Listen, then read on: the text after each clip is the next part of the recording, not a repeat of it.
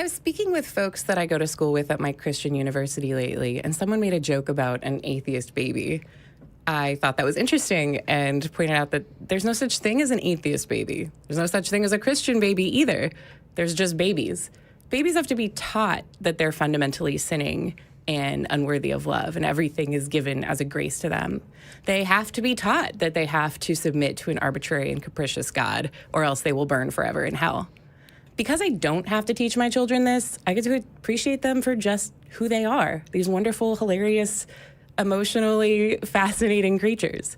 I can see them for them and not as future missionaries or as potential fodder for an eternal flame. So do you think that I'm a bad mom for not introducing my children to God explicitly? Or do you wish maybe you had been raised without religion? Either way, give us a call because the show is starting now.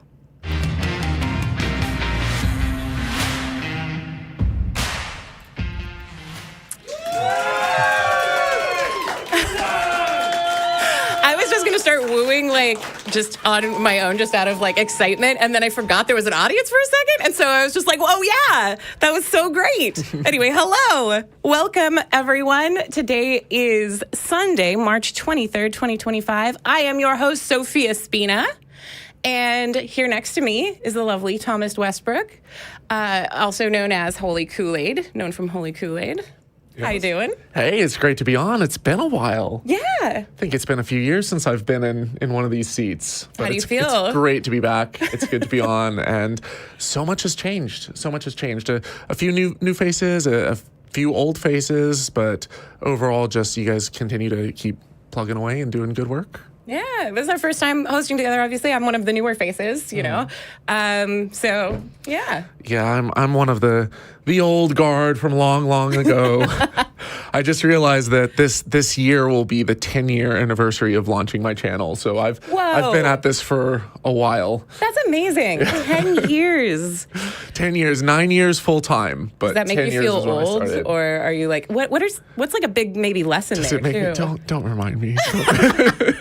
I still like when people card me at the bar. Oh, which, yeah. You know, if I shave this off and then I have a little bit of a baby face. Okay. I haven't done Botox or anything, but it's not too... Yeah. I like to think that at least. Yeah, you could just be a very stressed out child with crow's feet, you know? Fair. Just be like, you know. These eyes have seen things. Oh my God. I love it. Is there any big takeaway from 10 years if you were to be like, what's a thing? Ooh. I mean, I think one major thing is that you can't get too hung up on whether or not you change a specific person's mind. The important thing is that you're doing your best, you're getting good information out there, do your research. There's no excuse nowadays. Especially with ChatGPT and with other tools that are making it easier and easier to gather information and source information, Perplexity, et cetera. There's no reason that we can't figure out how something works. But if you do your research and you have these conversations, just keep at it. Stay strong, because there's always going to be drama and infighting, both with your own groups and with groups that you're taking on and that you're trying to persuade. But you can't get too caught up emotionally in the outcomes. But I think in the long term, we're having domino effects. And those domino effects work. Yeah. I like that. It was almost like a moment of just that's the show for today. That's all we need to know. Is just that. There you go. That is. Have I been talking a whole hour and a half? You gave us an hour and a half worth of wisdom. That was some very efficient wisdom, I would say. You know, that was great. Yeah. I didn't, just for audience knowledge, I did not tell him I was going to ask him that question. I didn't think of it until he said that right then. That was just all on the fly. So well done, sir. Part of what's exciting about today is that we are in person here at the Free Thought Library, and we have a live audience, like I mentioned, right there. Woo! Yeah. Yep. This is all real. This is not an AI generated table right here. This is not a green screen. Yep. So. Look at the number of fingers he has. It's correct. Ooh. Yay! Yeah. I feel like someday I'll feel threatened by AI when it figures out how many fingers people have. So, yeah. Definitely call in with whatever is on your mind today. But real quick, we want to remind you that Talk Heathen is a product of the Atheist Community of Austin, which is where we're at here in the Free Thought Library, which is a 501c3 nonprofit organization dedicated to the promotion of atheism, critical thinking, secular humanism, and the separation of religion and government. So if you're down for not being told what to do by religious demagogues, come hang out with us. It's pretty cool. Talk Heathen is a live call-in show, and we have open lines, so get your calls in at 512-991-9242. Or you can call from your computer at tiny.cc/callth. That's 512-991-9242. Or tiny.cc/callth. Both of these are also at the bottom of the screen, so you can just look there if you don't, remember from my little jiggy call there. I realized I started talking in beat really quick. All right, but first, before we take calls, we are going to do our weekly segment, Talk Heathen to Me. So it's time for Talk Heathen to Me segment, which is where we get into the question of the week. Last week, we asked you, what is the most surprising thing in God's browser history? Oh, my goodness.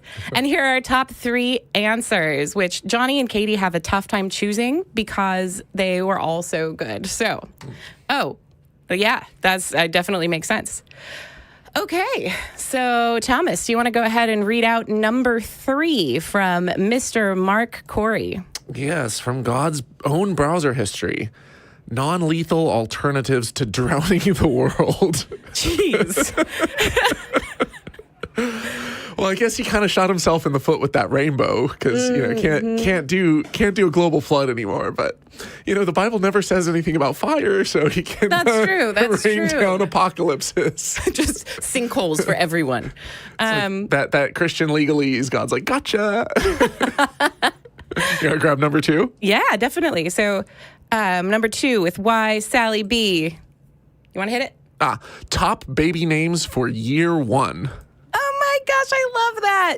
There's that one movie where somebody says they're talking about wine and they're like, was 1 a good year? And I feel like I love that. Well, I mean, if you think about it, now you can pull up, okay, in the last 10 years or this year, what are the most common names? Because there's all these other people that have been naming their kids. But if you're God and there's no one around, it's like, is Blarb a good name? Nobody's ever been named before. I'm going to go ahead and say yes. Blarb is an excellent name. Your child will have a distinguished life, good or bad. So, and then number 1, Job Fortuna says, do you want to throw that one? How to impregnate own mom with me. Oh, that hurts. Yeah, one would have to Google that. And you shall name him Emmanuel. That was also in the top baby names, after he chose Adam. Mm-hmm. Oh, my goodness. I feel like in my brain, there's just sort of a long sketch going on that incorporates all of these. So SNL style, Sunday Night Live. Although I'm sure some horrible church has done that and it was terrible. All right, the prompt for next week is finish the joke. 3 wise men walk into a stable. Do you have an idea for this? 3 wise men walk into a stable. Oh, 3 wise men walk into a stable and I'm drawing blanks. Which is why we need you to write down below what your best answer for this question is. Post your best answer below in the video comments, and next week we will read them all out. So I'm anxious to see what our audience comes up with. And so, post it in the comment section and tune in next week. We can see what y'all have come up with. All right. I also want to mention that this show is not done just with us. Obviously, we're in this huge studio. There's a ton of amazing people that help with this. So if we can show the crew real quick, those are our heroes in every way. Look at all them folks. They're amazing. The heathens behind the scenes. Oh, my goodness. They're not... It's a terrible joke, but a wonderful crew. So great for that. We love them. All right. So... we're still looking like we have some calls coming in and people are still looking at them, and let's see. Oh, no, we got them out there. All right. So let's see. I'm sorry. I'm talking out loud or thinking out loud as we go. All right. Let's talk with Cliff, him from Ohio. Evolution versus creation. Yeah. All right, Cliff. Tell us about your thoughts on evolution Hello? versus creation.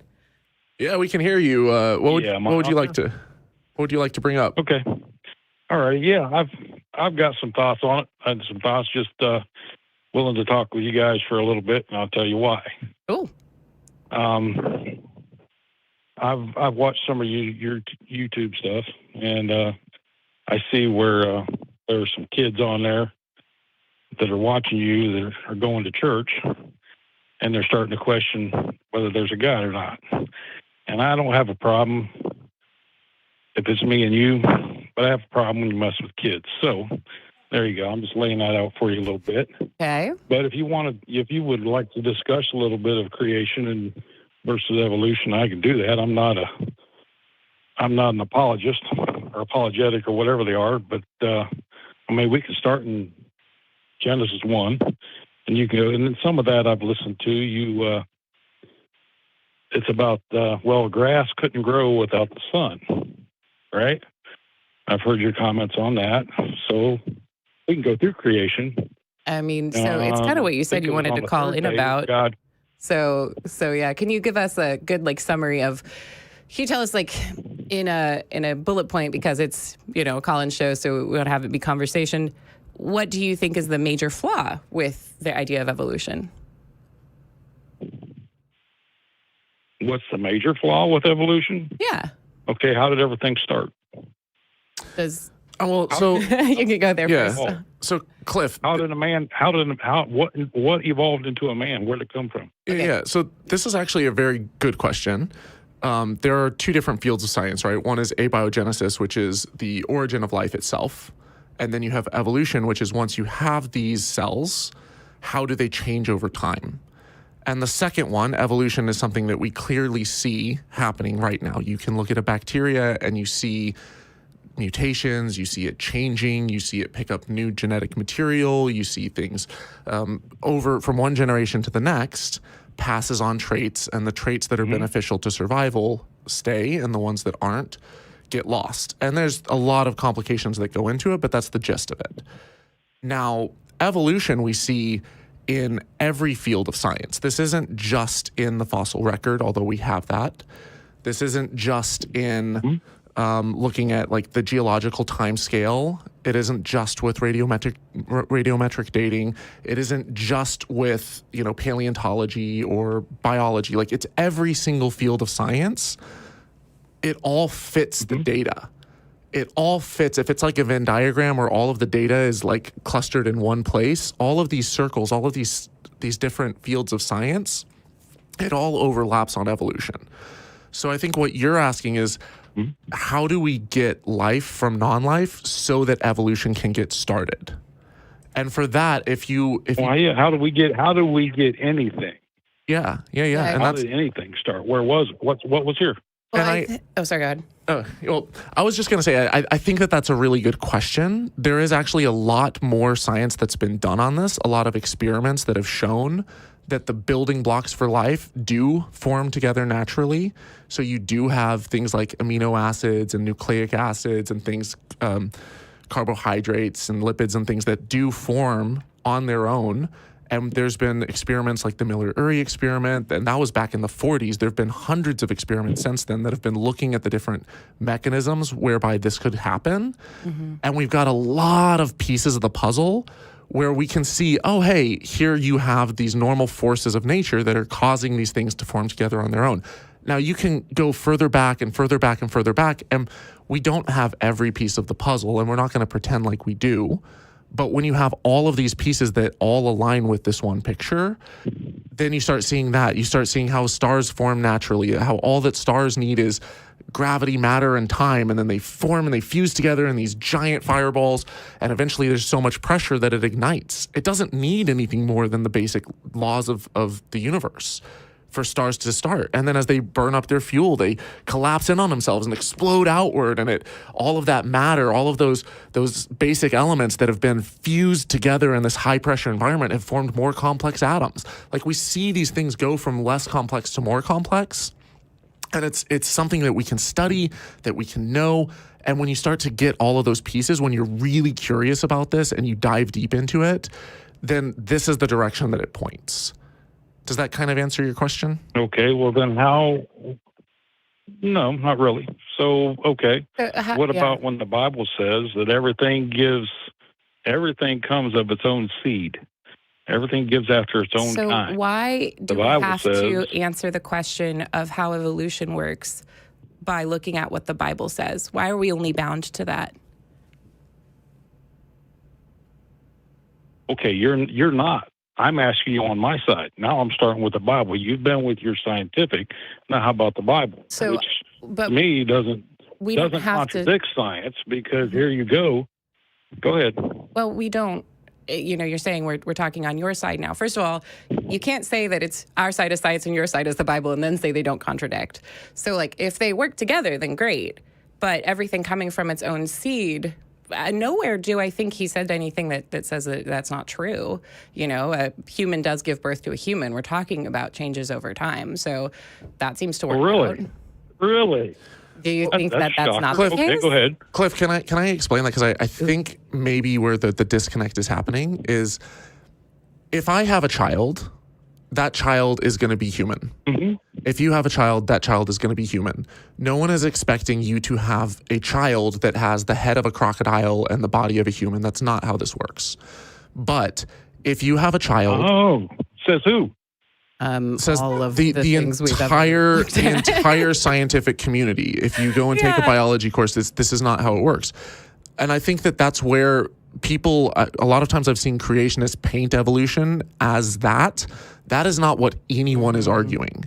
That is not the argument. That is a straw man position of what we're claiming.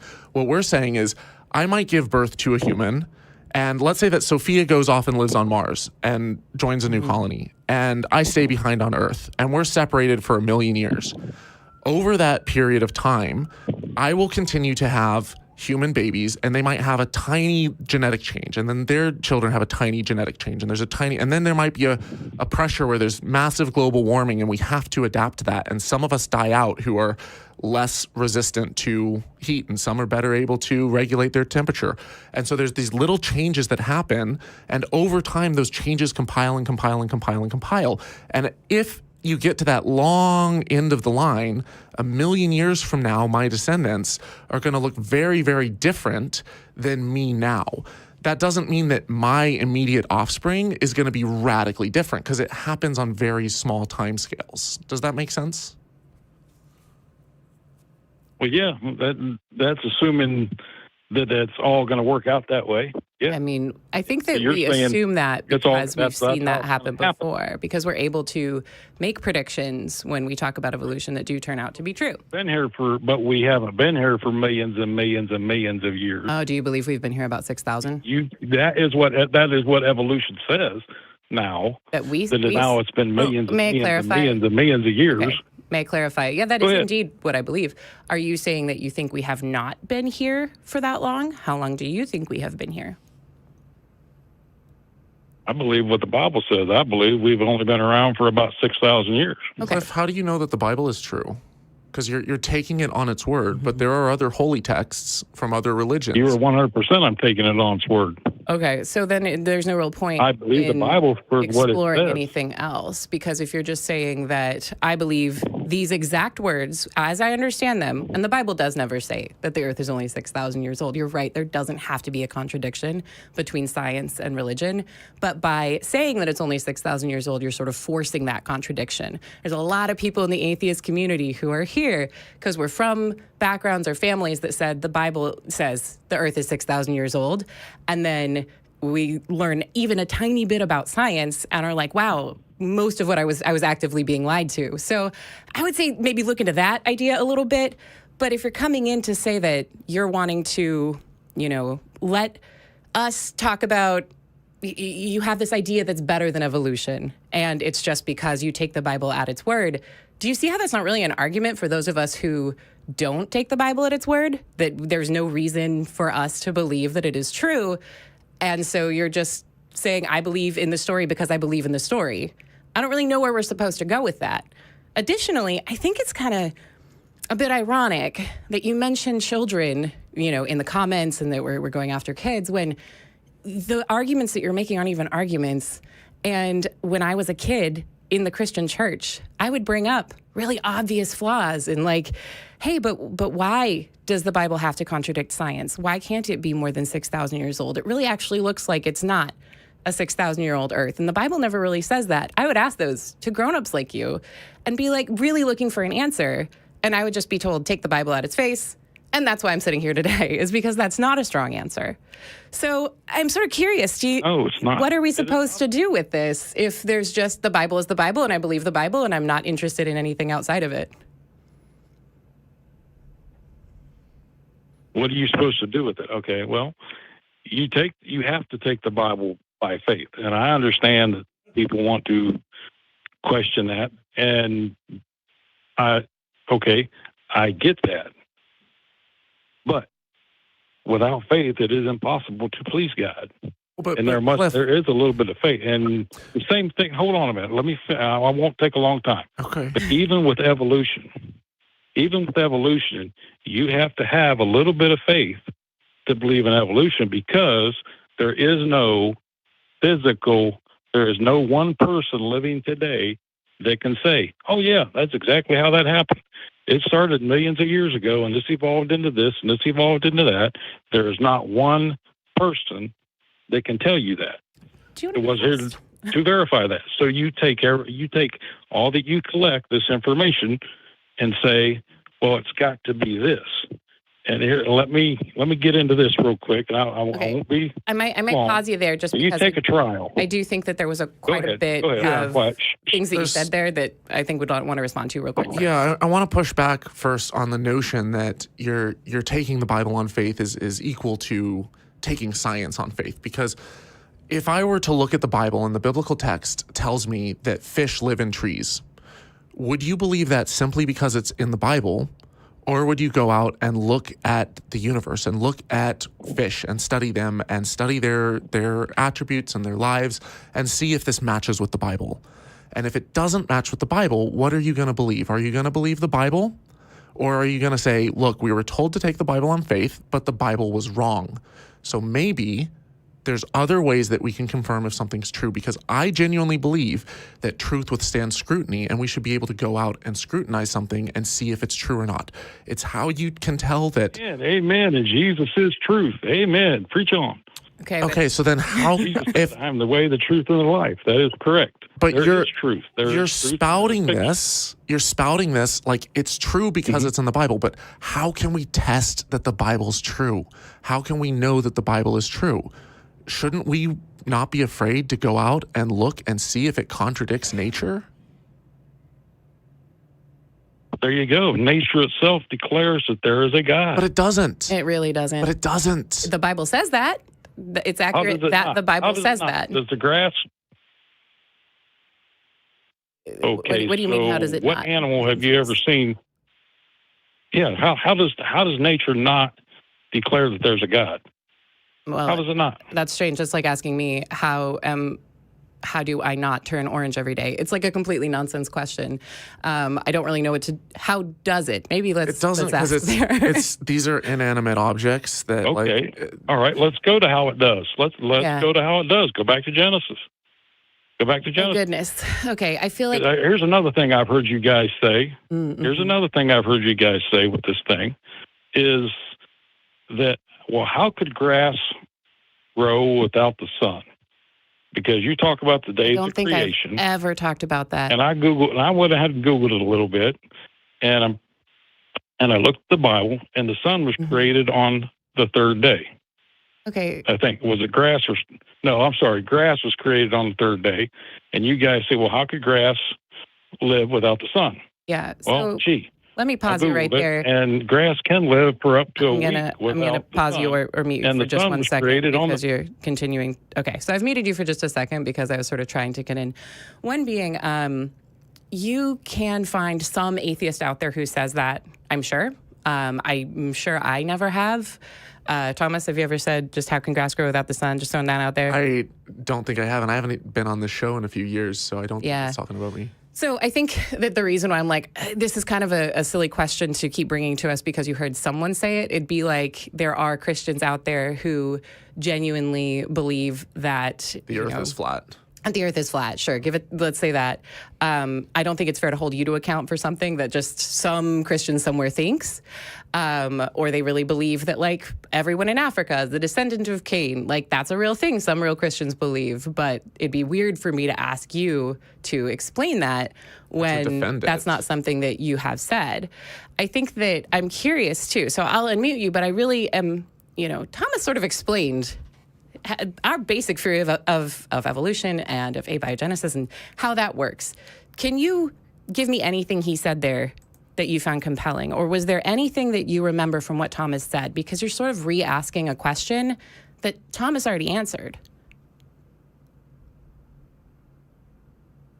You're unmuted.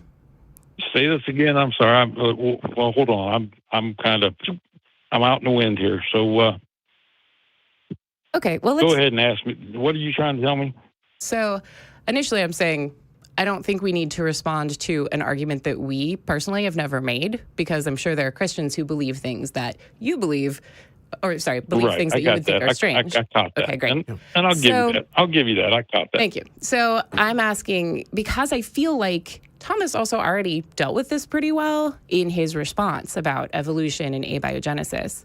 Is there anything that you can, respond to from there or have further questions on or noted even just from what Thomas said?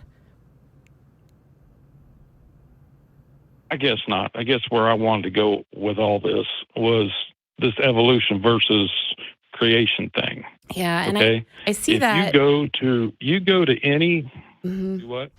I see that. I think that the difficulty I have is that you asked a question and it was answered, and then I just said, do you have anything that you can respond to it or even remember things he said? And you kind of just said no. So what's the point in a dialogue? Do you see my issue with that? I can. Yeah. So I almost want to say, can we go ahead and I have actually enjoyed our conversation. I'm curious if maybe that's something you could watch back and then call in again, because I feel like having a dialogue, like Thomas gave you a really good answer in my opinion. And if you have questions or issues with that, I think that would really be worth exploring. But because it feels like the dialogue fell off with not listening to the answer, I'm going to go ahead and call it a day on that one. Also, I would want to add, though, Cliff, like I do appreciate this call, and I appreciate how patient you've been, in this conversation. Sometimes I've jumped on shows where I've just been cut off and can't talk at all. But Cliff, I've been in your shoes, and I've been in places where I've just taken the Bible 100% at its word because it said so. That's not critical thinking, man. That is not how we can tell. Like, if you were born Hindu, you would believe in the Hindu God. The only way that you can tell if it's true or not is by going out and testing and exploring how does the world actually work with an open mind, looking critically at the evidence. You can go right now online. You don't have to have a paid account. You can just get ChatGPT, pull it up, and type in, give me all of the problems and all of the flaws with Noah's Ark, and just start there and read through them. Click on the links, do some research. Don't just look at answers in Genesis. You can look at their rebuttals, but look at what the scientists are actually saying. And I think that'll give you some ideas to why we personally don't take the Bible at its word, because we started there, but we didn't end there. Yeah, but thank you very much for calling and for your politeness. And I do really appreciate it. And I hope you call back in again. If this thing will listen to me when I click the button. Okay, there we go. Yeah, I think that, I don't know. What's your take on that after that call? Do you have a basic feeling of? Yeah, overall, I would say very nice caller. Yeah. Seemed like a nice guy. The arguments, besides the one that he wanted us to defend someone else's claim, that I don't personally find the claim of like the order of things that were created in Genesis as very compelling. The only time that I find that argument compelling is with old earth creationists that say, oh, it wasn't actually days, it was millions of years. And then it compounds the problem because you can't have grass live millions of years without the sun. for example. But I don't find it to be the most compelling argument. To me, I find the most compelling argument the fact that the Bible makes very, very clear claims about the entire earth was covered in water. There's no evidence of that in the geological layers. It talks about the earth being created in 6,000 years. There's no evidence for that. In fact, we have a whole ton of evidence for an old earth. And it's like all of these little things. I think he brought up evolution, but it was a kind of a vague argument, and then it seemed like it started segueing into a bunch of other stuff, and that's when it went a little off the rails. It feels like it often does, just because it will never be. I remember from back when I was much more fundamentalist, or a fundamentalist at all. I'm no longer a fundamentalist Christian, just clarifying that. I kind of argued the same way. It wasn't just evolution. It was also abiogenesis. It was also the effect of atheism on the world. It was everything was kind of thrown in together. It was sort of the spaghetti at the wall. Yeah, or I was going to say like a smoke bomb of distraction, kind of just like haha, and like run away. It's a gish gallop. It's a gish gallop. That is an amazing word that I have never heard. So a gish gallop is when you have a bunch of arguments, and rather than address them one by one, you just throw like 20 arguments at someone. They might all be good arguments, but you won't know because the other person, they're sitting there trying to answer this one, and then it's trying to answer this one. You see William Lane Craig do this a lot in his debates, where he'll throw out 20 different arguments. Yeah. A person chooses 3 to respond to. He's like, well, you didn't respond to this one, so you must not have a response to it. And it's just like you threw every... Yeah, exactly. I love gish gallop. Oh my gosh, I'm going to try to use that this week. Yeah, I think I do want to really briefly reference also the idea of us like going after kids. And one thing I would say, we're not on children's YouTube. That's just not a thing. If children are coming to this, they're coming to it because they're curious, because they want to watch it. If they're asking questions, it might be because we're the people answering them. I remember truly seeking people that I thought were older and wiser than me to answer questions about the Bible, because I also believed that if I tested this, it would hold up to scrutiny. So I was not afraid of that. I was going to question everything, keep what is good, like Paul says, right?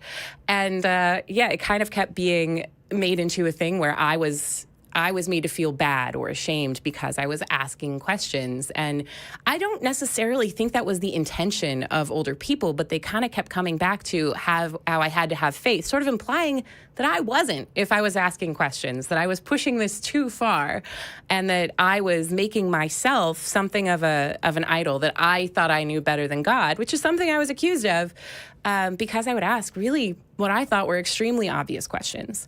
So I think that when we think about kids coming here, like, first of all, this isn't a kid's show. You know, if you're a grown-up watching, thinking about, watch with discretion. We say swear words. I talk about my boobs sometimes. So, like, it's not something that I would recommend to children necessarily, but I think the fact that we deal with their questions seriously and honestly and are willing to say, I don't know, I think that's why children end up here. And by children, I mean anyone under 18, because in my mind, anyone under 18 is a baby. Also, can I just say, and this isn't directed at Cliff because he didn't make this argument. I don't want to put words in his mouth. But can I just say, oh my God, the hypocrisy among Christians to have the audacity to, and again, I'm getting this just from many, many, many other Christians who I've talked to that are like, you're indoctrinating the youth. How dare you? And I'm like, are you kidding me right now? You have how many private schools and religious schools that are shoving this stuff down kids' throats without teaching the alternate position at all whatsoever, other than maybe a straw man position of it, and indoctrinating them by the millions, and now defunding things like the Department of Education, trying to get rid of it. And it's like, to then tell us that we are indoctrinating the youth simply because we're providing the world with the alternative opinion, which is actually the scientific consensus opinion that is based in evidence and grounded in reason and logic and critical thought. And like, they're upset at us for simply having the free speech to express ourselves. Is the Bible that fragile? Is God that incapable and inept that he can't defend his position with facts and reason and evidence, that some call-in show is going to somehow destroy the Bible? If so, it's probably not a holy book. I love it. I mean, also, I love the idea of us being the sole force of like, Talk Heathen did it, They took down the Bible once and for all. But I think that what you're saying, brings me back to kind of my intro about people really think there's Christian babies. They think that like it's just so inherently evident and so true, and that they have the right to tell children that they will burn in hell if they don't believe, and then are shocked when we actually think that it's maybe better for them to live without that stuff. Yeah, it is really interesting. Could jump on another one. If you guys want to call in the show, there's still openings. There's slots. So the number's on the screen.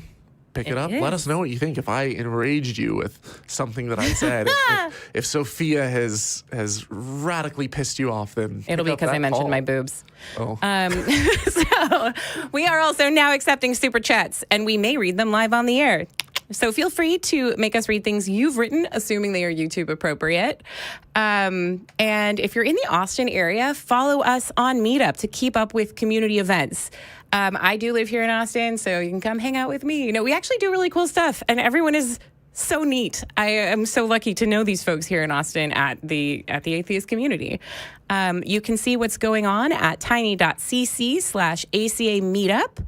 There's things like Philosophy Under the Stars, which is like a little star lamp they put up, but then they talk about philosophy, and oftentimes they're even joined by like a professor of philosophy. So if that's really your jam, then that would be something great for you to do. There's game nights where we just get together, and it's not like everything is talking about atheism all the time. There is, you know, a bit of community here that's really cool to be a part of. There's Secular Sisterhood, which is like a women's group around, and that's so fun. Very cool. Any women identified folks are more than welcome to attend. Went for a hike yesterday. It was great. So hang out with us and join our weekly watch parties at the Free Thought Library, which is here on Sundays for live viewings of Talk Heathen and the Atheist Experience. Oh, you guys are back to weekly in building. Well, we're doing like showing in building. So it's not always like filmed here, but yeah. Yeah. So when you have local hosts, the hosts are here. But every week you have a get together and group of people and stuff. Yeah. Sometimes they'll be here. Sometimes even the local hosts will be like, I have been on my couch before. All these people have seen my couch. But also it's cool because, hey, like if we're not on the show, we may still come in and just be hanging out and commentating and just being together, you know, which is lovely. And then follow Talk Heathen on TikTok. TikTok is just Talk Heathen. Sorry, I'm getting all my words mixed up. And join us for our pre-show lives at the ACA TikTok, which is Atheist Community of Austin. Richard, who's one of our hosts and also our producer, he gives us that, does that pre-show live. Okay, I'm hearing laughter, and I sense there's a super chat on the screen, but it's so small I can't read it, and I'm excited for it to show up on my end. Okay, maybe we'll do that here in a second. Alrighty, so with all of those announcements going on, I'm going to look at coming back to our next caller. Alrighty, so we have Benji, he, him, from Alabama. And Benji wants to talk about how pronouns are used by the new generation. Well, that'll be interesting. It's not what I think of when I think of religion. And Not so much either. Hey, Benji. Benji. You want to tell us what you're thinking about? Hey. Yeah, so I was watching some Atheist Experience videos yesterday, and this guy called in. This was back, I think, when Matt or one of them was on, and or no, I'm sorry, it was J. Mike and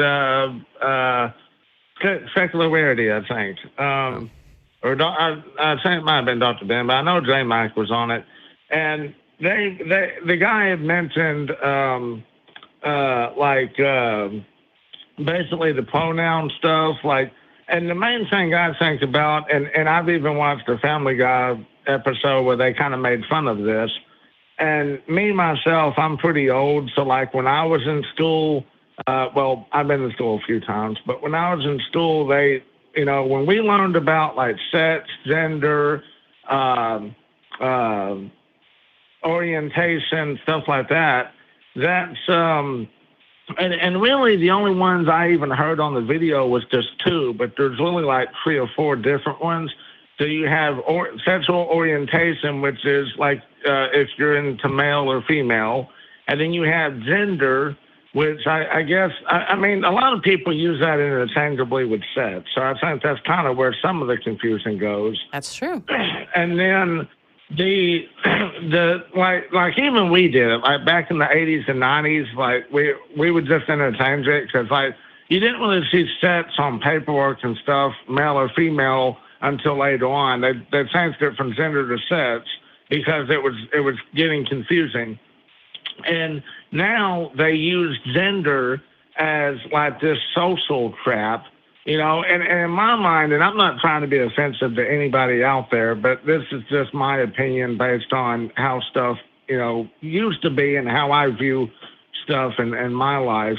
And I don't know if this is just because I'm old or what, but like if you're born a male, you can't, I mean, you could do a sex change, right? You could change yourself into a female or whatever, but like the stuff about, you know, identifying as animals and inanimate objects and all this crap is just crazy, ridiculous stuff to me.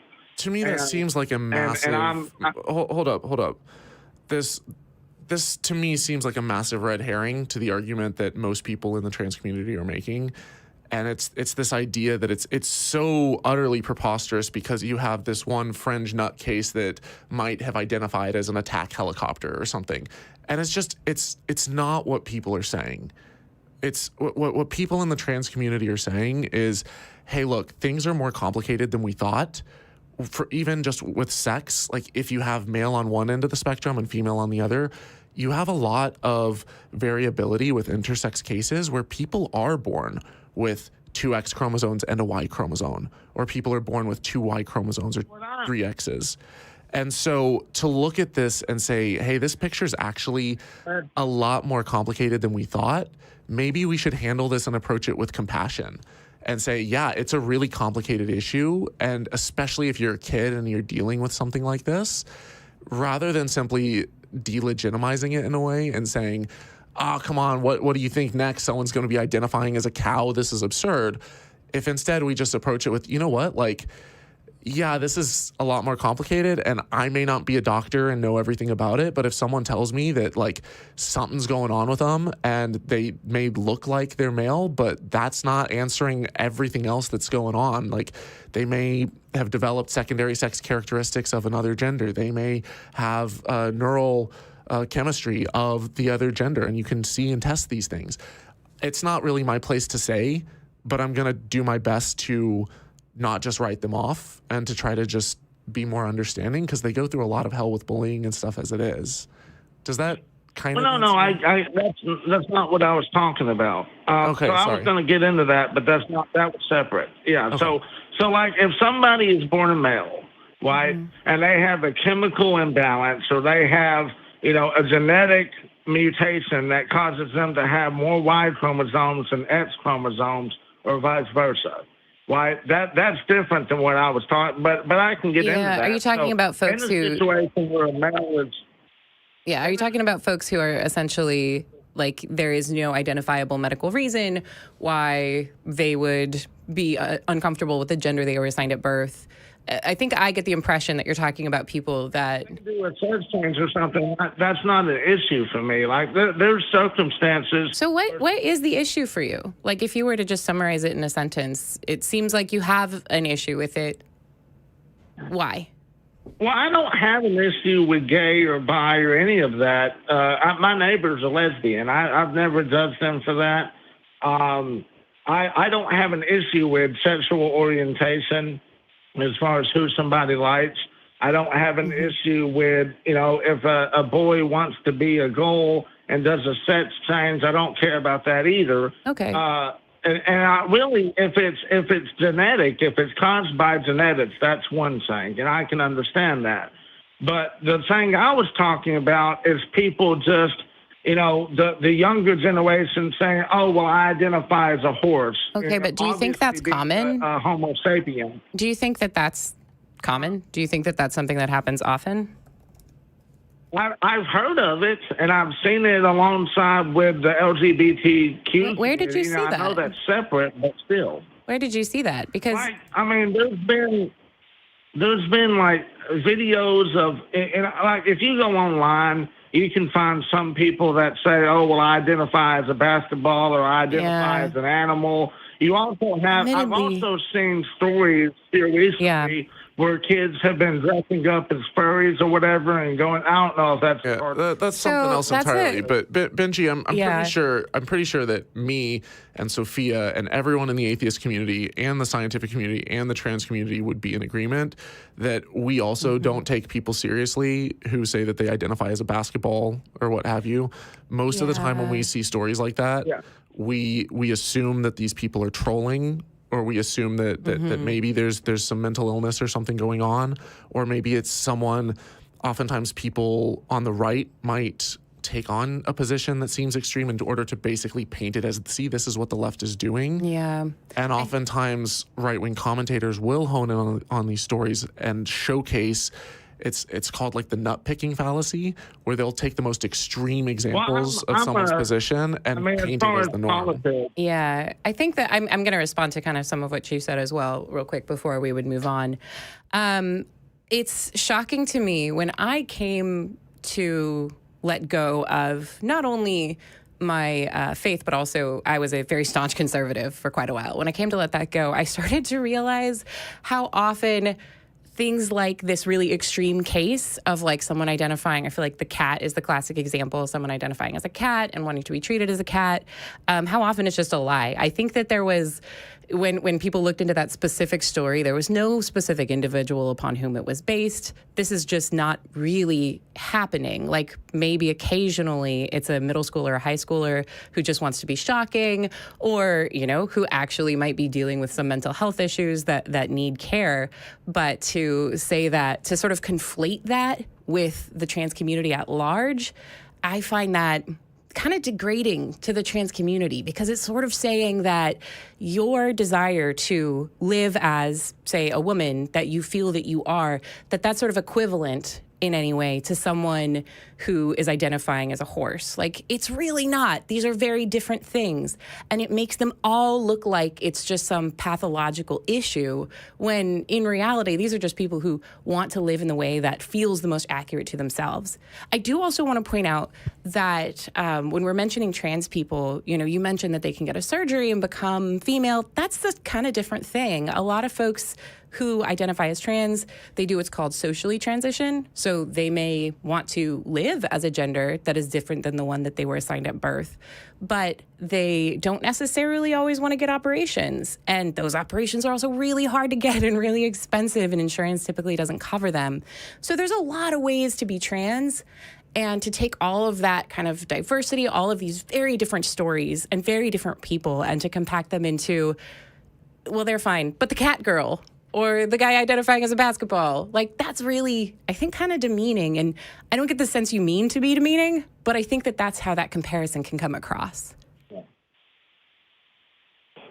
Well, the only other thing I was going to bring up, the idea, so I'm going to mention this too, because you just brought it up. Now, I don't take a hard stance to this. I do think it's kind of off-putting as far as society goes, because, again, I'm pretty old, so this stuff wouldn't be happening 30, 40 years ago. And it could have been happening, but it wasn't public. So, like, people wouldn't go out in public and you know, say, if they're a guy, they wouldn't sit there and say they feel like a woman in public. Don't you think that's kind of sad, though? Like, isn't that sort of sad that if someone felt that way, they wouldn't have been safe to do that in public? At this point, I don't know if it's good or bad, because, like, there's been, I mean, you have hate crime and stuff like that too, but also, like, in my mind, and I don't take a hard stance to this, but there is people out there that's around my age that is, you know, in their 40s, 50s, 60s and on, that look at the world now and go, this is hell in a handbasket.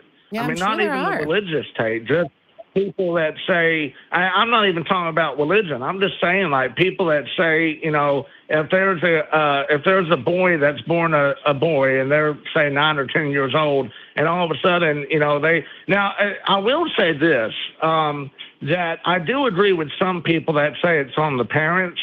Okay, I'm going to jump in. Yeah, I see where you're going. I'm going to jump in there real quick. So, when we're talking about younger people who are identifying as a gender other than the ones that they were assigned at birth, there's a lot of rhetoric that comes out about how children are mutilating their bodies and they're being pressured into getting these surgeries. That's just a lie.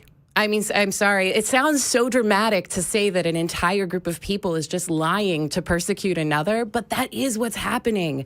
So there are absolutely children that identify as being trans, and the most that most of them are ever going to do when they're below the age of 18 is socially transition. So I'm going to go to fourth grade and I want to be seen as a boy and experienced as a boy, and I want to use this boy name that I've selected. That's really what's happening. The only medical intervention that is in any way, it's not even common. I think the last number was about like 5,000-ish people in America even being assigned this, would be hormone blockers, which are frequently used for reasons aside from gender confirmation. And there isn't really solid medical evidence that causes any problem whatsoever. They're often used when there are other medical issues that a kid has, and we never blink twice at using hormone blockers, but we get really upset when we're using them for trans kids. I would also point out that when we're talking about trans kids, these are some of the kids with the highest risk of suicide, and it's because the whole nation is focused on arguing about whether or not they should be allowed to exist as the gender that they feel most comfortable as. And I find that horrifying.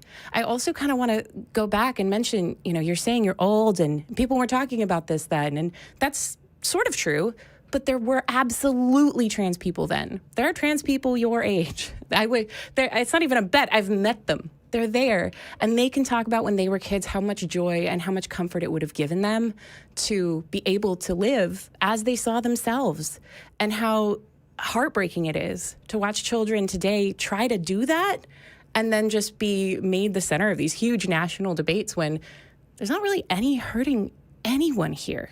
And also, this isn't exclusive to America. This is not something where all of a sudden the existence of trans people popped up in the last 30 years. This is something that is true across cultures. It's true across time. There have been skeletons and different burials of people that go back hundreds and thousands of years that were trans. There are people in different cultures and different communities. They call it different things, but it's people who don't quite fit the mold of this kind of standard two-gender narrative. And so to act like it's just new, if they weren't allowed to be open and honest about it, and they weren't allowed to talk about it at all, to me that's kind of a tragedy of free speech in a country that claims that we should be able to have open dialogue and discussion. To just shut them down as weird or odd or some sort of societal reprobate simply because they're having a conversation about how something is not normal compared to what they're seeing around them, and then being shunned for it. I don't really see how, and maybe this isn't what you're saying, but you're saying it's hard to come to terms with or grasp the fact that things have changed the way that they have. But isn't that kind of a good thing that they can talk about it now? We can have conversations about, how safe are puberty blockers? How effective are they? Do they bring the rates of suicide down? That's where the conversation should be happening. And instead it's, kids shouldn't even have the ability to do this, or their parents shouldn't have the ability to Okay. Yeah. Well, I'm going to jump in here, Will Tripp. So there's a few things y'all have said that I'm trying to hit on, Will Tripp, before y'all move on. One, I've talked to a lot of different age groups. I've talked to young people. I've talked to my generation. I've also talked to the older generation. I'm friends with a whole bunch of people. And the consensus, well, not with everyone, but majority. So I've also seen, even on the news and, parents that get involved with their kids in the schools, it seems like, and maybe this isn't the case, but for example, if a 10-year-old kid starts playing with a dollhouse, and I'm maybe younger than that, but you get where I'm going with this. So if a 10-year-old kid starts playing with a dollhouse, right, and then in his mind, it's oh, well, I like a dollhouse, so I must be a female. And it's just oh, sorry, give me a second. My TV just messed up. So that's where I was going with that. Is it's up to the parents to teach their kids the difference between a female and a male, because otherwise, in this kind of society nowadays, they might be pressured to feel like, okay, well, I like a dollhouse, so I must be a female. But Benji, those are two very different things. You can be a woman who loves playing outside, and in the past, we've always just called them tomboys. It's like, oh, she likes to get dirty and play in the dirt. It doesn't suddenly mean that she thinks that she is a man. My sisters had doll houses. They had, little Polly Pockets and stuff. And I remember as a kid opening those up and kind of playing around with them. I didn't suddenly think I was female. I thought, oh, here's another toy. That's just how my brain worked as a kid. There's a big difference between when someone is genuinely, sincerely questioning their gender identity, instead of being like, okay, why do you think that? And listening to them and hearing them out and having an open conversation and dialogue.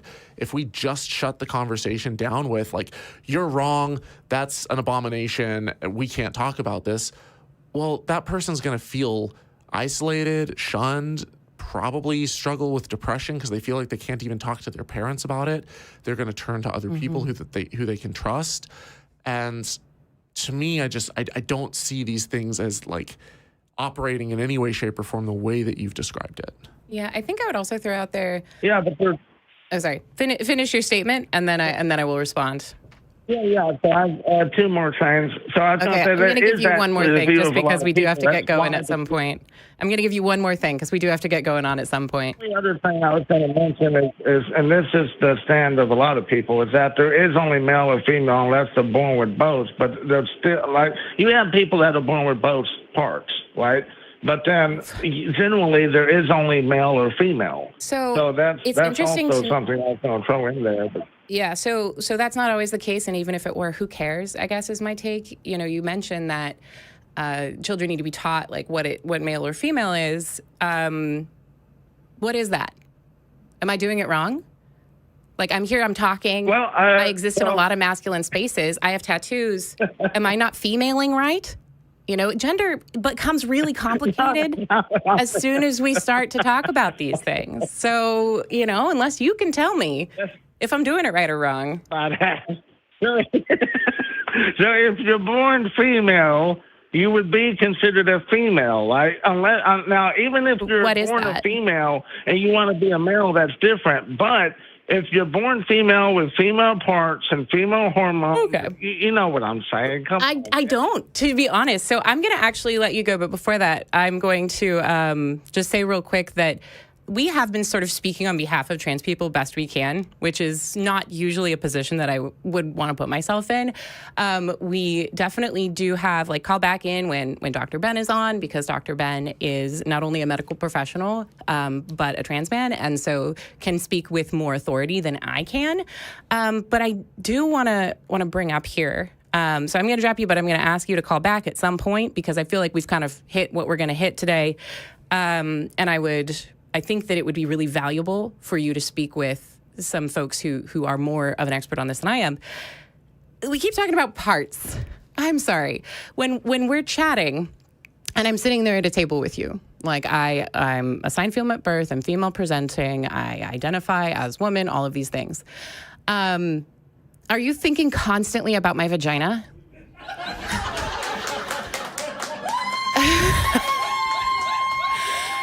So I see that responded a little bit with the crowd.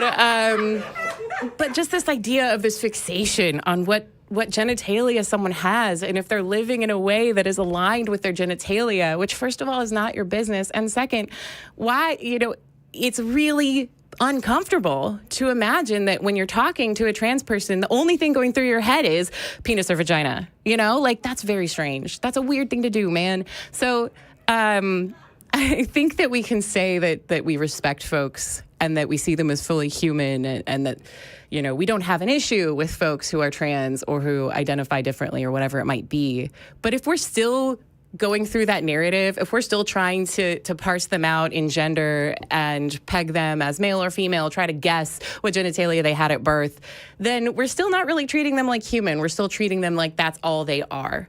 Yeah. So if you can't get over that, maybe it's not really a time for you to be parsing out what acceptable gender is. I had a while back, I was looking at potentially doing a video on this topic, and I stayed up all night just reading as much research as I could on the topic. And I went from it'll be an easy video to oh my God, this topic is complicated. And just to give you an idea, this gross simplification that it's just comes down to the parts. Which parts? Like, I mean, I mentioned briefly that you could have, like Turner syndrome or Klinefelter syndrome or different, based off of your karyotypes. A karyotype is your sex chromosomes. So are you XX? Are you XY? Are you XXX? Are you XXY? XXXY? Are you, like the list goes on and on. But even outside of that, you can have mutations that occur on one of your sex chromosomes so that you can be XX, but you have male parts.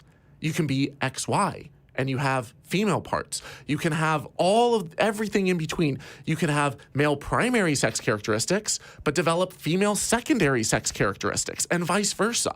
You can have so many things in between. You can have people that neurologically, like you can actually scan the brain of your stereotypical female and the brain of your stereotypical male, and there will be certain noticeable differences. What do you do when you have someone that has a brain that seems to be a female brain inside of a male body?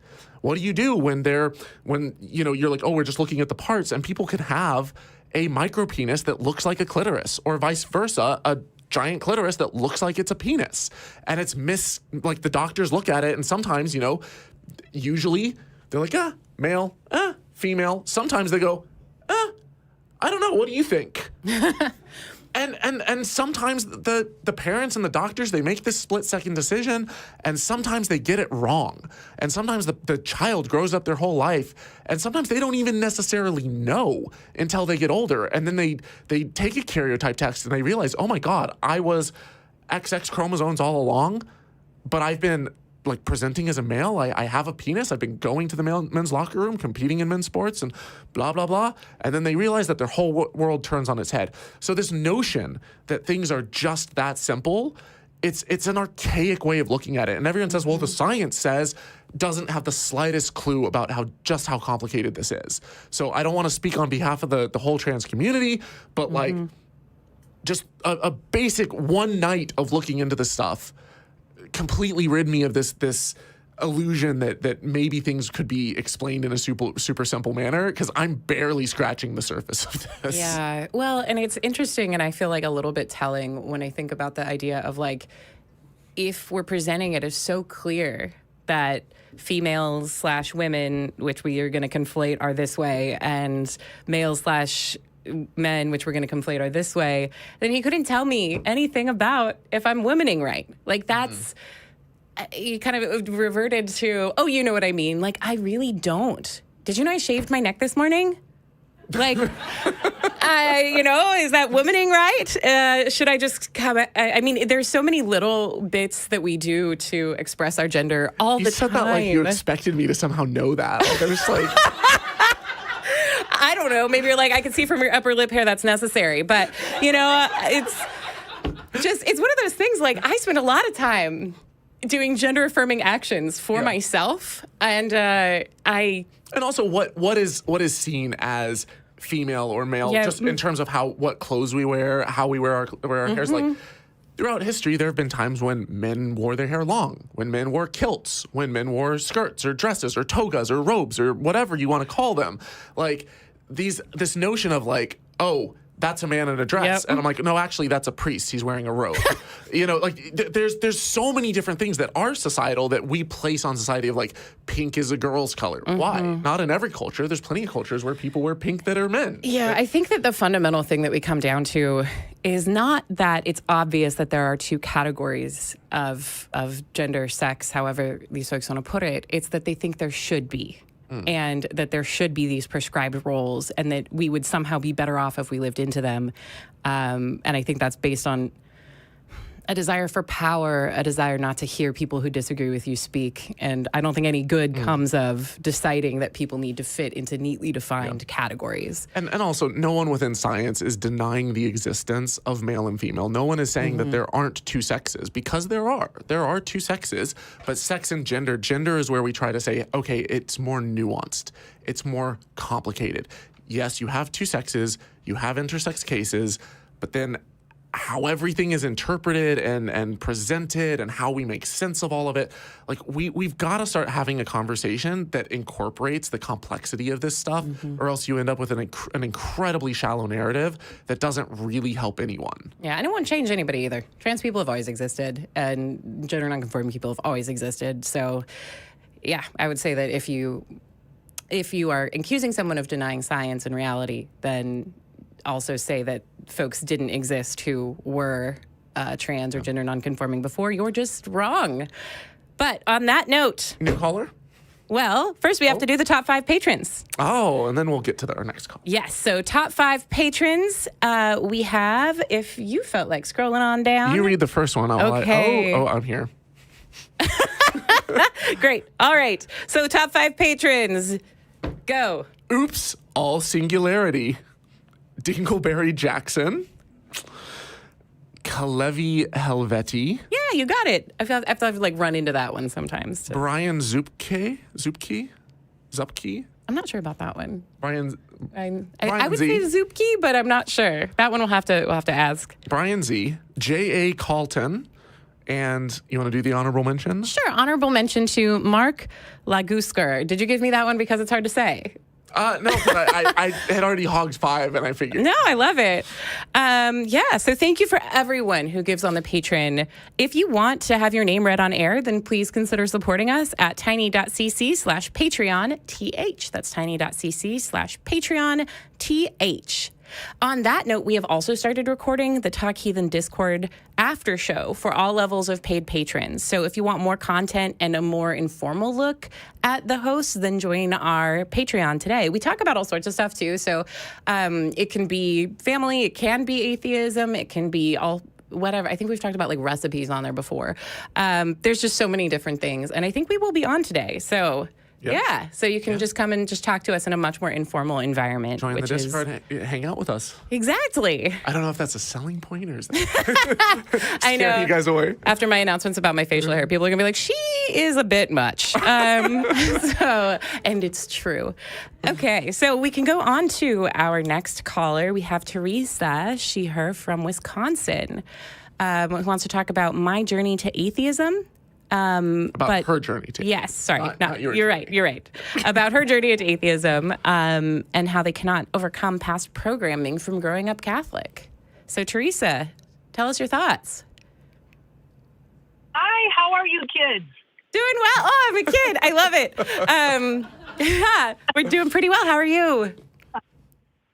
I'm really good. I'm going to go. I support a couple of comedians on Patreon, and I'm going to go right after we're done. I'm going to go and throw some support at you guys too. Thank you. That's very I've listened to your show. The audience is applauding for you. I don't know if you can hear that. It's adorable. Awesome. Good. So anyway, yes, I was raised Catholic, and to be honest, I could never, quote unquote, get into it. And at 16, I was no longer required to go, and I never did again. However, I was certainly programmed as a child to believe that Christ is and still is the Savior, and that our religion is the religion, and everybody else in the world is wrong, and they're going to hell. I'm not a real scientific person. But as I developed into an adult, and over time, slowly, I have been sailing toward atheism.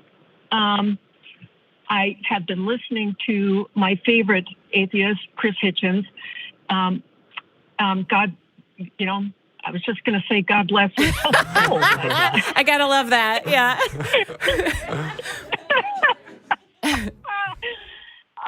Funny. But you see, that's kind of just proof of my programming right there. Mm-hmm. Just such as that.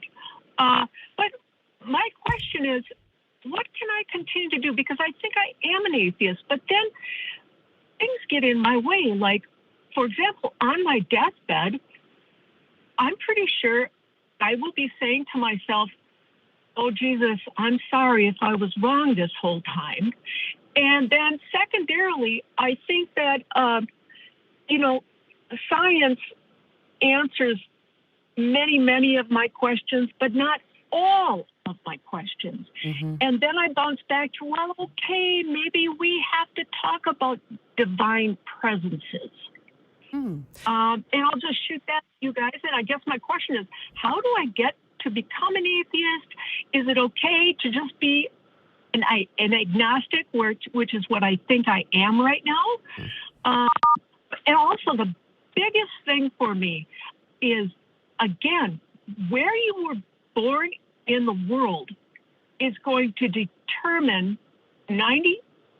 probably 95% of the time what religion you're going to be. And that is a kind of my number one issue, is just because you were born a Christian, suddenly you are the one going to heaven. Now, all your millions and millions of Islamic people are going to hell or are not going. So I'll leave it there for your comments. Teresa, do you mind if we start with the fear of hell? Yes. Go ahead. Did you know that the Jews didn't believe in hell in the same sense that Christians do?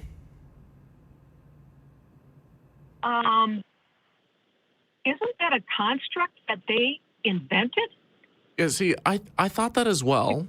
But then if you go and you talk to actual rabbis and you talk to people who are experts in the rabbinic literature, Old Testament scholars, biblical critics, they'll universally tell you that the notion of hell is very, very, very different among Jews.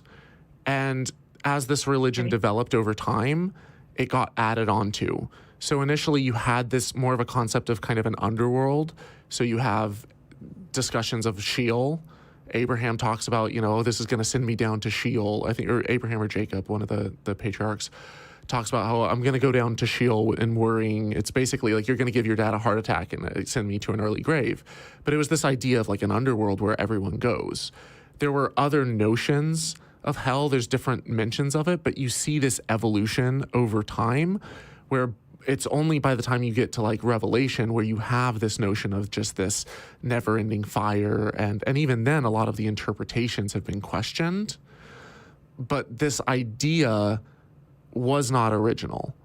And over time, even post-Bible, post-biblical ideas of hell, you have books like Dante's Inferno that are talking about the different layers of punishment and this horrible torture for this sin and this one for this sin. None of that is original. This has been accrued on, but it has sticking power because clearly if it's an idea that you're indoctrinated with as you're demonstrating, it's very hard to let go of these fears when it's that powerful of a form of imagery that's given to you as a kid that like, if you don't believe this, you're going to burn forever.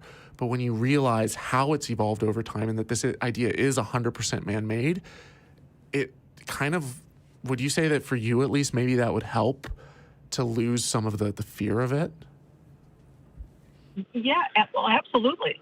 Because that is what I fear is, yes, it is all that I was programmed to believe. And yeah, that does help. Again, everything on this earth is about education. And the more we know.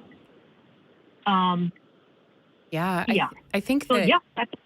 No, totally. And I feel like that was just such a beautiful way of stating it too, just being like, hey, like we made this up. For me, it was very hard to leave behind the fear of hell. And I've talked about this before just because, the what if, like you still have that what if feeling in your head. Like I can say that the Bible was not even constructed the way I'd been told it was, that there were many documents that, just as easily could have made it, that none of these were meant to be read as anything other than sort of legendary. And I can know all of these things, but there's still that like feeling of what if. And for me, learning about the history was really helpful. Also seeing someone actually, when they talk about where outside of the gates where there will be weeping and gnashing of teeth, that's a physical place that you can go see. And I just watched a video of someone walking around that place, and it's a park. It's just sort of green and just kind of there. I feel like Are you talking about Gehenna? Yeah. I'm worse with words. I feel like you're the more academic of the two of us. Yeah, no, sure. it is an actual location in Israel. Yeah. And so just being able to watch someone walk there was really comforting to me, to just be like, yeah, this is really all that ever was. And of course, you know, for me, it was hard to give up hell. For you, it sounds hard to kind of move past that because we were indoctrinated with it when we were children. So what a powerful tool for the church to use to keep people in line, right? Like when we think about the history of the church, particularly growing up Catholic, we think about things like selling indulgences, right? I can do whatever I want, provided that I pay a certain amount to the local priest or bishop or whatever, and they will let me, you know, my sins are covered if I just pay the right amount. Like, it was a great way to shore up power in the church to make us believe that we are unworthy, we are sinful, we need intercession, and if we don't, then we'll burn in fire for eternity. Like, it was so useful for them that, yeah, I mean, and we are living proof as to why that was. But thinking about the political reality of it in the Middle Ages, thinking about, you know, the literature like Dante's Inferno or The Exorcist that has come to really form our vision of hell and evil demons and spirits, it helped for me quite a bit. Absolutely. Yeah. Excuse me.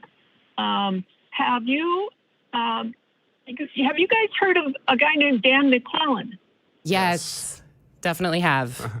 Love him. I actually just did. Him a lot. I just did an interview with Dan McClellan. What? I'll be dropping it on my channel fairly soon. That's awesome. Yeah. I feel like Dan McClellan has been really helpful for me, even though I know he is still a religious person, just in talking about what is actually in the Bible. And I feel like I find that really helpful too, gotta say. There was something you were about to say about it, though. Oh, that is his data over dogma has really helped me. And again, I don't understand. He's somehow he is a very devout Mormon. Mm-hmm. But when you just talk about what the Bible and the translations, he's a religious and a biblical scholar, highly educated on what the Bible does and does not say. I listen to him a lot because it's clearing up questions about the Bible that I have had in the past. And he's like, okay, and he's telling you, okay, this is what they meant, what the apostles meant when they said this, what they really meant. And he talks about the timing, and he talks about, I'm sorry, I'm 60 years old, and I just lost my train of thought. The cultural context. Yeah. Yeah. Which is so valuable. And I think that maybe it's a good demonstration of the fact that I don't feel my personal goal anyway is to make everyone an atheist. But I think if there were more theists who really looked, you know, data over dogma and who really cared about finding how to interpret things as accurately as possible, how they may be limiting other people with their beliefs that are unjustified. If they were really asking those questions, I think the world would be a better place if there were more theists who really wanted to get into that. I do want to address really quickly, you mentioned the idea of still having really big questions that things like atheism can't answer. And I sort of wanted to mention, like, first of all, empathize with that too. Just that, there's still a lot of questions. And I think being able to say, I don't know, is one of the only ways I was able to come out of religion, because the idea is, I feel like if you're in, particularly as I was, a more fundamentalist space, as soon as you say, I don't know, someone will say, see God, you know, just he must be there. Right. Yeah. And so I think for me, embracing the fact that I don't know, and that's okay, that science is not meant to be an all, you know, answering system, I guess. Like, it's about exploration. It's not about finding the one answer. At the same time, it is the best tool that we have to try to figure out how the world works. Because what is the alternative? Prayer, revelation, having, you know, a vision or something? Like, you can compare that against the world and see how the world operates and test it and try it in order to not have to rely on just taking everything on belief, because that gets us in a lot of sticky situations when we don't rely on the evidence and we don't rely on the data. I am curious, when you were mentioning how you're like, well, what if I get to the end of my life and I'm just like, well, what if I got it wrong? Are you familiar with Pascal's wager, Teresa? Refresh me. Pascal's wager, it was a proposition put forth by Blaise Pascal, I believe in the late 1800s. And it goes like, if you believe in God and you're right, well, you get eternal life. If you believe in God and you're wrong, then nothing happens. There's no consequences. If you don't believe in God and you're right, then, okay, like, you're right, but who really cares? There's not as much at stake. But if you're wrong, you burn in hell for all eternity because you don't believe, right? So right. it's proposed as a mathematical proposition for why you should believe in God. And this is something that I think almost everyone who leaves the faith wrestles with, and that they'll, even if they no longer believe, oftentimes they'll opt for the God as an insurance policy. But I think that there's a few... Yes. There's a few fundamental problems with it. The first being that what if you chose the wrong God? What if you were born into Christianity, and of the millions and millions and millions of other religious beliefs that have existed throughout history, if you chose wrong and the other God was a jealous God and he's vindictive, maybe he would burn you for all eternity in heaven. And you're playing against astronomically tiny odds there. The other option is... Yeah. What if God is not vindictive and he exists or she exists or it exists and this deity is actually forgiving but would be more understanding of the honest searchings of an agnostic as opposed to the arrogant know-it-all assertions of a proud atheist following the wrong deity? And I think you look at that, and then you also look at, like, if God is all loving and all kind and actually cares about us and is omnipresent, which those are a lot of big assertions, but assuming that all of that is the case, then hell would go against that God's very nature. Condemning people for an eternal punishment for a finite life of sin is not justice. It's not kindness. It's not love. It's not mercy. So you start looking at all of these problems that take place within Pascal's wager, and you're like, oh, I've been doing the calculation all wrong, and if, on the other hand, let's say that you're an atheist and it turns out that you're right and that no one really knows because no one can know, and there's millions of deities that a lot of them, they go against, like the Bible, for example, it has historical inaccuracies, it has internal contradictions, it has failed prophecies, it has scientific errors, it has so many different issues with it, to where I can say with 100% confidence that the God of the Bible is not true. It is not real. It does not exist. I cannot say with absolute confidence that nothing started it, that there was no deity. So I'm kind of, I guess, agnostic on that front. But I live my life in such a way where, like, I do my best to be kind to other people because that's the kind of world I want to live in. And I just, if I'm wrong and I die at the end of my life, and assuming that the creator wasn't just an apatheistic deity that just kind of does its own thing and doesn't give a crap about us because we're just like mold growing on the side of bread on some planet that he doesn't even know about, assuming that all of these things happen, then I think that God would see the sincerity with which I live my life and judge me accordingly. Let me respond to what you just said, because that is very much where I'm at in my life right now. I retired 5 years ago. And that enabled me to do what I feel is in my heart and soul. And that's wherever I see my help is needed locally, I act on it. I do a lot of volunteering. A friend of mine who is an atheist, she said, I asked her, what do you think the meaning of life is, Tess? And she says, well, that's easy. It's to love and help each other. And I couldn't find a better example of my reason for being on the earth, which I consider, look, we're on this tiny speck of dust in an infinite universe, and isn't this enough? I mean, yes, we've got some serious problems on this earth. We have serious problems. We are very broken, but we are also not very broken in many ways. And isn't it enough just to be on this beautiful planet and to love and help each other and to be good stewards of it for generations to come? Wow, what a wonderful, concise way. The audience is applauding you. I don't know if you could hear that, but I think it's important that you know that was lovely. I really don't have anything else to say about that other than like that was wonderful, and I look forward to the pull-out little YouTube video of you saying those things because I think that for me where I'm at right now, I agree that's enough, and that's hard enough too to love the people that you encounter and to always be looking for ways to like help. That's already hard because we are limited, and so yeah, I think that is enough, and I'm really happy that there's people like you doing that. And also, And we have fire. So in my heart, I'm going to squeeze every last inch out of this life. There's time to waste.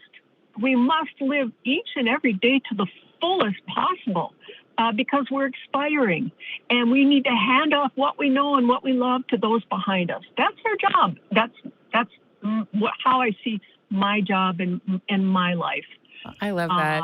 I might let you go because I do want to get into this very last call, but I so appreciate you calling. So much. Yeah, thank you. I love what you said at the end there, and I love this idea that because life is short, it increases the value of it. It doesn't decrease it because it's rare, it's special. You got to seize the moment, make the most of it, and treat other people in a way where it's like, if this person only has this one life and they're suffering and they're going through hell, shouldn't I be more compassionate and loving and kind towards them to make that life a little bit more tolerable? Yeah. Yeah. I also, it's funny. Sorry, this is an aside, but I realize that we sometimes say on this show, like, hey, like, I'm not going to let you preach. I'm just going to let you make your point, all this. And I'm like, I'll just let Teresa preach all day. That's fine. I'm okay with that. But I did want to get to this last call from Dee, who has called in fairly often. Dee, they, them from Iowa. Because this is something that we've discussed so much on the show today, I wanted to get Dee's perspective. They say that they're willing to share about their true perspective of how gender ambiguity affects a child. So, hey, Dee, we don't have a ton of time left, but I wanted to get you on here to tell us what your thoughts are on that. Thank you, Sophie. Thank you, Holy Kool-Aid. I don't know what your first name is, but nice to meet you. So, yeah, I was introduced very early to the idea that these sexes and genders may not be as cut and dried as possible. Now, to put this in perspective, I'm 61 years old.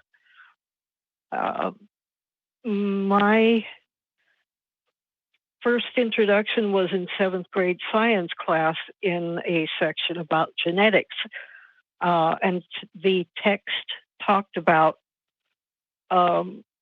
sex testing in professional sports and in the Olympics and stuff, because they wanted to make sure that an athlete was a quote unquote pure male or pure female and not have any genetic advantages. And by that time I had already been catching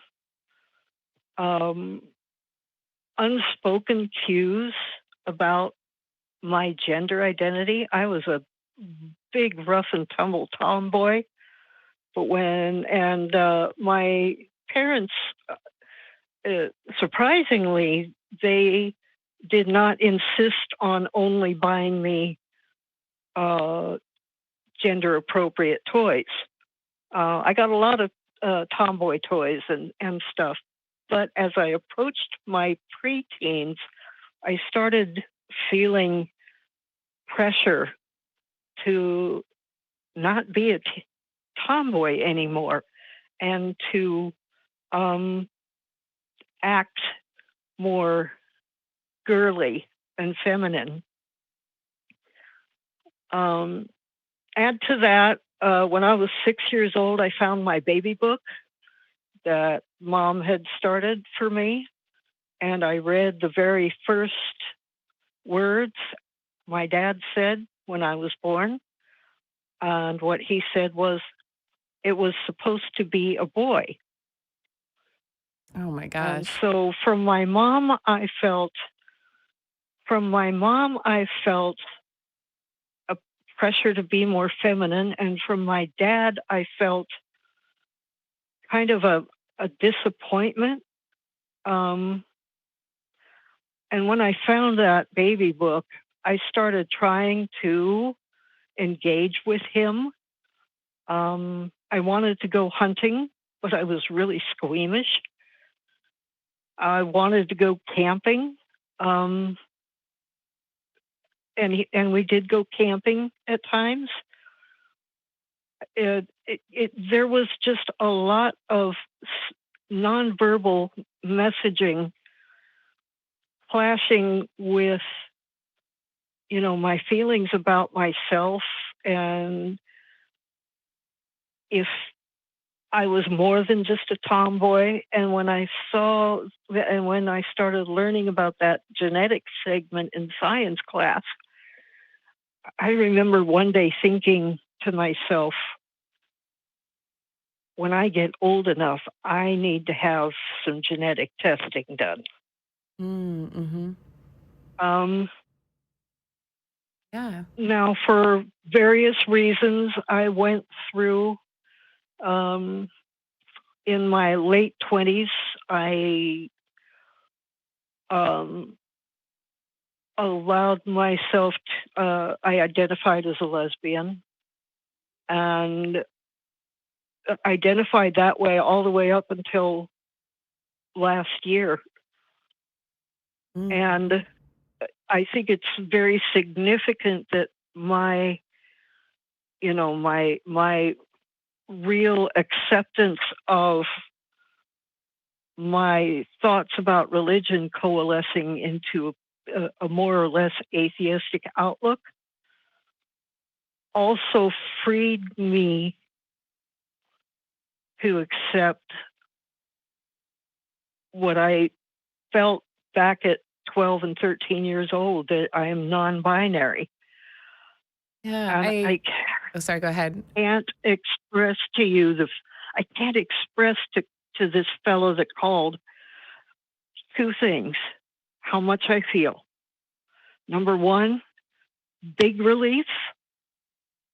And number two, whether or not you have an issue with it. Sorry, guy. Last week I gave away my last fuck.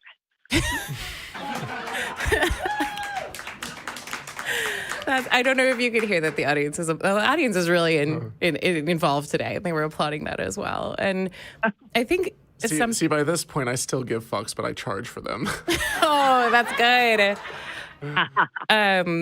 I think something I want to pull out of your story too is that nobody told you that it was cool to be gender nonconforming, right? Like that. I think oftentimes how we have this discussion now, it's almost like people talk about the social contagion of it, of being gender nonconforming or being trans, or this idea that it will only occur to you that you're gender nonconforming if someone in a position of authority tells you that that's an option.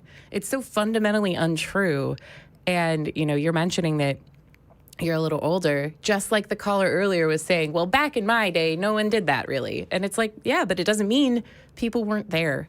And I always appreciate your calls so much. And I appreciate you calling and giving us that perspective after speaking with that caller. I appreciate the time. Thank you so much. And nice to speak to you again, Sofia, and nice to meet you, Holy Kool-Aid. You too. And it's very Thomas. Much appreciated your views. Okay, I Thomas. know it's not on the screen, but my name's Thomas, and it's nice to meet you. Yeah. So we always love D around here because they always come in with lovely, interesting things to say and a perspective that we don't always hear. So before we conclude, there are 2 super chats that we neglected to read. So would you feel inspired to go ahead and at least take that first one? Yes, I'll do. Miranda Rinsberger has been a member for 1 year. Thank you, Miranda. Gave a $10 super chat that says, "Thank you, ACA, for saving the children. Keep up the good work." I love that so much. For so many reasons, but well said, Miranda, and I appreciate it so much. All right, and super chat number 2. You want to tackle that one? Yeah, Benji says that sex and gender are not binary, both are spectral. Also obligatory Therians, other kin, identify with animals spiritually, psychologically, typically not as animals. So furries just like anthros. So I think they're saying that people who, first of all, I don't know enough about furries and furry, what do you call it, furry lore? Or, yeah, but where it's like I think they're saying that they identify with the animals, like yeah, so they find some connection with, like, say it's they're a not fox. saying that they are a fox. Yeah, you find some connection with it, and then furries, just like anthros, would be like anthropomorphized animals, that they like prefer ones that will have more humanoid features. Maybe Okay. that would be my guess. Admittedly, I do want to underscore, and thank you, Nero, for the $10. That was from Nero. I do want to underscore how ill-equipped I am when it comes to discussing some of these things. And so I definitely did my best. But if there are things that like we missed, please put them in the comments, because I do want to know if there's stuff that I said that was not as accurate as I was trying to be. So, but yeah, I do appreciate that clarification from Nero very much. On that note, the prompt for this week, for the question of the week, is finish the joke. 3 wise men walk into a stable. Reply in the comments and tune in at the beginning of next week's episode to hear the top 3 answers. And how can people find you? You're kind of a big deal. Yeah, if you guys are interested in my work, I have a channel called Holy Kool-Aid. You can go check out my work there. I actually did a whole video on Pascal's Wager, which, based off of the conversation we've had, people might be interested in checking it out. Yeah, I love that so much. And thank you to the live audience that we had here today. I appreciate them being here. It's it's dark. I promise there's more people to the sides as well. But yes. So we love having folks come down and hang out so much. It's wonderful. Definitely, check out the Atheist Community Meetup here in Austin. And now we send love rings. I don't know if you remember Talk Heathen. We do love rings. Okay. Are we doing them from the audience doing love rings this time? Is that? Oh, yay. Everyone does some love rings. Are the rings supposed to appear I think on they're the screen? supposed to appear. Our love magic is there, whether or not you can see it. Just have faith. So there's that. And then, hey, there they are. It was delayed. Our magic was delayed. See, I told you to have faith. There it was. There is join the Atheist Community Discord, which is tiny.cc/ACD Discord. And if you don't believe, this is your community and we appreciate you being here. If you do believe, we don't hate you. And if you don't believe, we just think you're wrong. Have you guys kidding? You're supposed to say we're just not convinced, but 6 of one, half a dozen of the other. We got there. High five.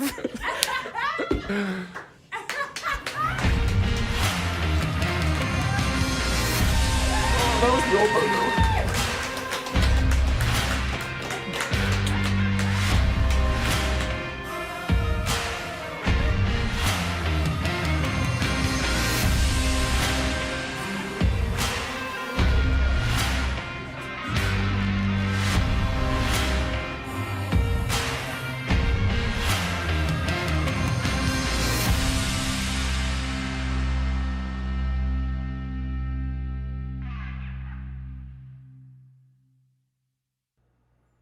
We want the truth, so watch Truth Wanted live, Friday at 7 p.m. Central. Visit tiny.cc/YTTW and call into the show at 512-991-9242 or connect to the show online at tiny.cc/calltw.